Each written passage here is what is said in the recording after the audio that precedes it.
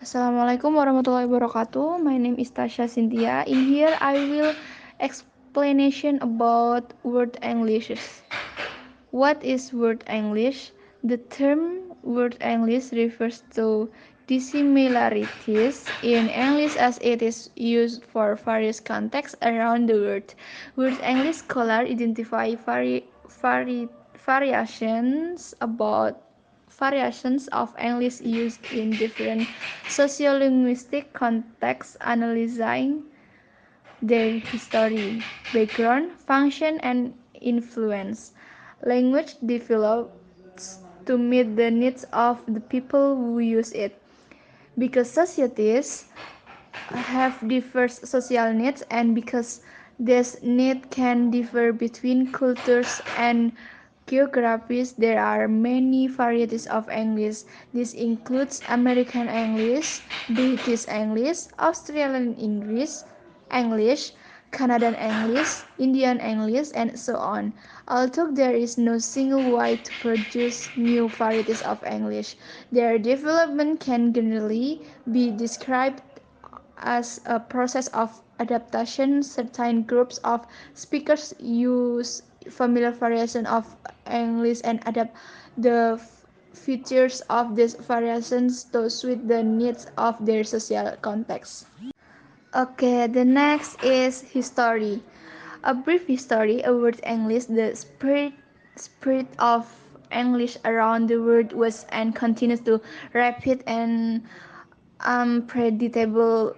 The word British are dealing with the inevitable outcome of colonization and globalization from a social and linguistic perspective.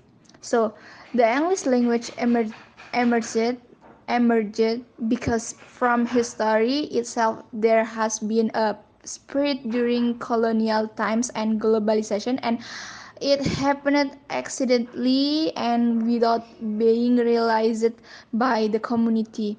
Just a daily habit of English emerged because of the element of accidental and accustomed.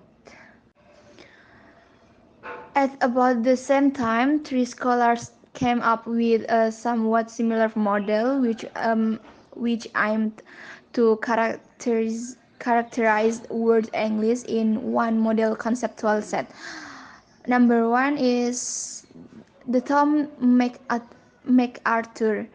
Well, model appeared in English today in July 1987. The MacArthur will imaged a center of variety called Word Standard English, which is clearly an idealized and perhaps best repressed as international English. Although there are slight differences between the written norms in the UK and America, the next circle surrounding the hoop is made of emerging regional standards or standards. Finally, the outer layer is composed local varieties which might bear similarities to regional or emergency standard. Okay, the next is number two. The second model is present by Manfred Gorlach at sometime 1980, 90 and 80. Gorlach and MacArthur models make some sense similar but exclude the British varieties in Europe. The model is more consistent, though less complete. Outside the circle, there are mixed varieties, pidgins, Creole, and mixed language involving English, which we think are better marked for having partial membership in the ELC. And the last number three, the Braj Kachru model who appeared on English Today in 1980, conceptualizing English more broadly and differently. The circle is no longer concentric, there is no center that holds it all together. And the last material is Burtiak on 2003 argues that time has come for a less historical and more synchronous model that recognizes difference between English in different regions according to criteria such as the following: A. Geopolitical strength and population size. Example, US versus New Zealand. B. Multicultural versus monocultural ethos. Example, Singapore versus Hong Kong. C. Administrative and public rules for English in certain regions without formal colonization.